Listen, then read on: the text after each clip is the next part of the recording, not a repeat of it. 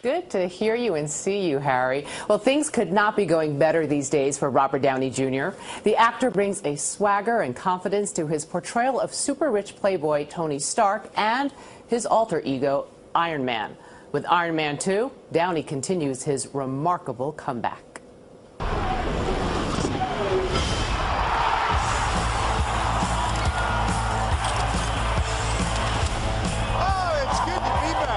When you were doing this role, what would be the first thing that would go through your head when you would wake up in the morning and say, today I get to be Tony Stark? I would say, yeah, it's good to be the king, and also heavy is the head that wears the crown, because we were expanding the scope of the story we were telling, and I felt personally responsible for kind of delivering on that promise.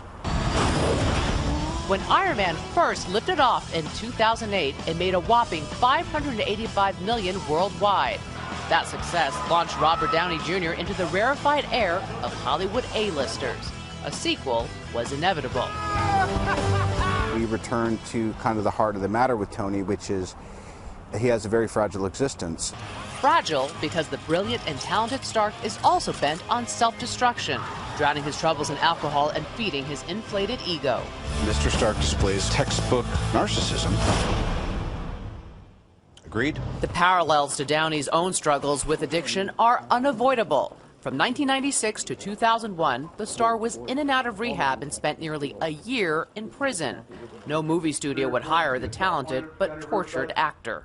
I think life is really messy and really kind of ironic, and some of it's just silly beyond karma, so I don't really understand much about it, but I certainly don't take it all that seriously.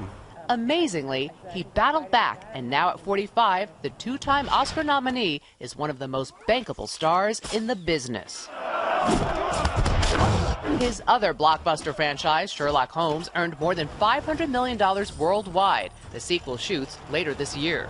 Robert, yeah, nice. The secret to his sobriety? Downey's wife of 5 years, Susan, who serves as executive producer of Iron Man 2. You have given your wife, Susan, credit for making you the man that you are today.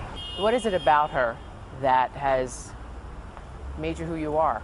We're really well matched, and she actually has more of a secret identity than most superheroes, in that she's very kind of stoic and business-like on the outside, and yet I get to see a side of her that is really reserved for our private times, and we're just super close.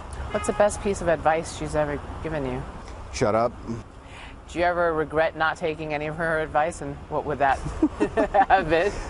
Same piece. We have really good therapeutic tools that we use, things that we do to stay current with each other and to really practice listening and stuff, you know. Like what? Like, this is a good one. If you're with your partner and you're driving somewhere that takes more than 10 or 15 minutes, we have a thing where either one of us can say to the other one, go. And that means you're supposed to start just venting and saying whatever comes up. Trying not to crosstalk too much, because if my vent is all about her character defects, then she's going to spend her vent defending herself. But rather, if we just talk about ourselves in a general way, or saying that we understand each other's point of view, even if we don't entirely, it's very helpful. I might have to try that one.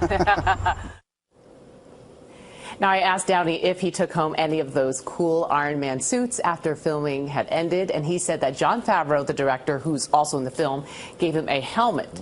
But the house is under his wife's jurisdiction, so she gets to decide where it will be displayed. I can tell by that laugh, Harry, that happens in your house. Yeah, well, somebody's got to be in Andrew charge. decides. It better not be me. And that whole therapy thing, it sounded like some of our staff meetings. Now, if there was an unavoidable sequel for Iron Man, will there be an Iron Man 3?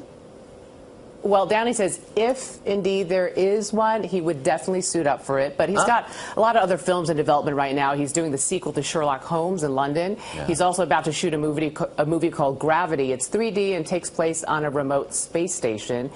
And he also has a comedy called Due Date. It's out later this year, and in it he plays an expectant father racing to make it home for the birth of his baby. So, excellent. Harry, his career is in high gear.